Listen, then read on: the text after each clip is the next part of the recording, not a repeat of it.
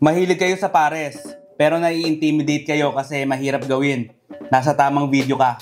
Panoorin nyo to guys, napakadali lang gawin ng pares na to. Kahit tamad ka, kayang-kaya mo gawin to. At ang matindi pa rito, talagang napakasarap. Bo, init, ang tindi.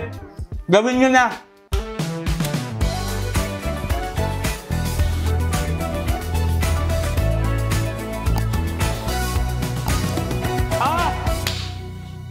Okay guys, napakadali lang nito. Alam niyo naman yung una kong ginagawa. Sinisir ko muna yung meat na gamit ko. Ang gamit ko ditong meat, oxtail at saka ribeye. Kung ano yung meat na gusto niyo gamitin, yun ang gamitin nyo.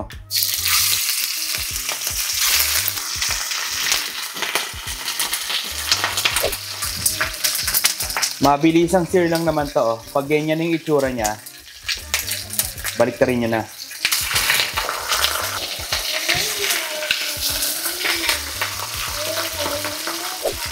Kapag na-sear nyo na magkabilaan, pwede na yan.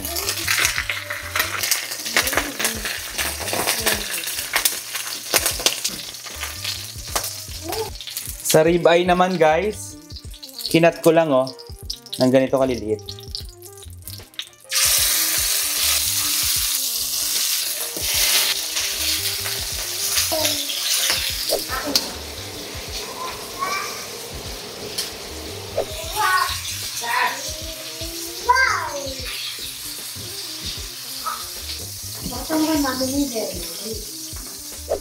Guys, kapag na-sear nyo na yung meat, mag-isa na tayo ng onion, garlic, and ginger. Sabay-sabay na yan.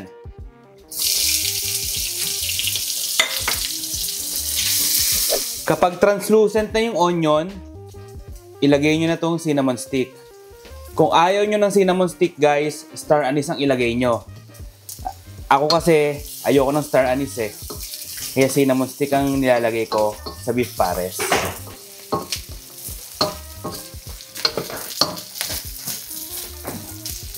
Okay, pag nagisa nyo na lahat, ilagay na natin tong beef.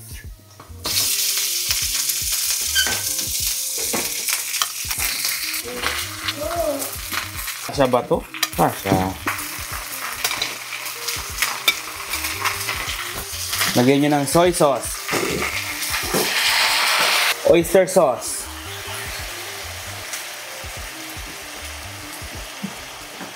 brown sugar. Tapos guys, ito yung nilalagay ko better than beef bouillon. Kung wala kayo nito, beef bouillon ang ilagay nyo. Yung nor beef cube, yun na lang gamitin nyo.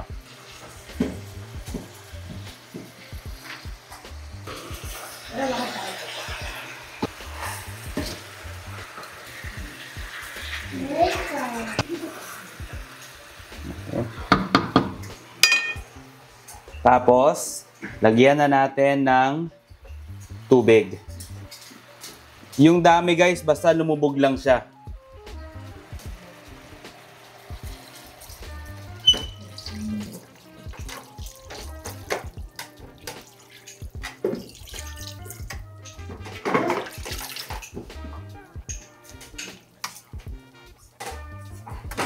Tapos takpan nyo lang. Yan, lagay nyo sa low heat. Tapos lulutuin ko pa to ng mga 1 hour and 30 minutes. After 1 hour and 30 minutes, pwede na to guys, malambot na to. Ngayon, titimplahan natin ng konting patis. I-adjust nyo na lang kung gaano nyo kagusto yung alat. Tapos ground black pepper. Cornstarch slurry.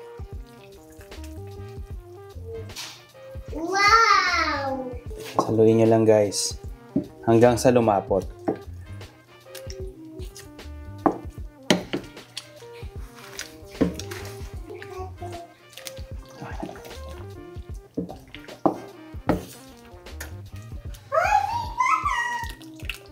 Pag ganito nakalapot guys, para sa akin pwede na yan.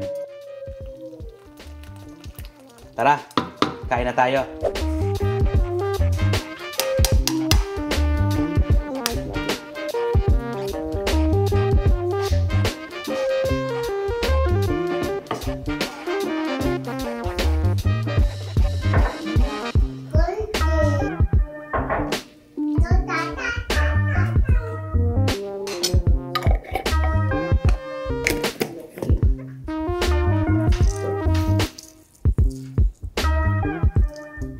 Di ba? Ganun lang katagal gumawa ng pares. De, joke lang guys. Pero talaga madali lang gawin, di ba? Iiwanan mo lang mga 1 hour and 30 minutes tapos na. At ang matindi rito, kung meron kayong pressure cooker, 45 to 50 minutes, luto na yung pares nyo. Ako kasi walang pressure cooker, yung asawa ko kuripot. Eh ano pa hinintay nyo? Tirahin na natin to. Ang tindi. Alam nyo, kahit anong part ng beef, pwede nyong gamitin. Ako kasi gusto ko lang talaga yung oxtail at ribeye. Walang-wala eh. Unang subo para sa inyo. Po. Ang sarap guys, grabe. Tamang-tama to kung nagkikrave ka sa pares. Eto na lutuin mo, napakadaling gawin. Sabaw pa lang, ulam na. Ang sarap talaga guys. Po. Panalo to. Alam nyo guys, tandaan nyo, ang luto, mas sumasarap yan kapag pachamba-chamba lang. Paano? Kita-kita tayo next week. Panalo to guys. Gawin nyo na. Napakadali lang, di ba? Kalimutan ko.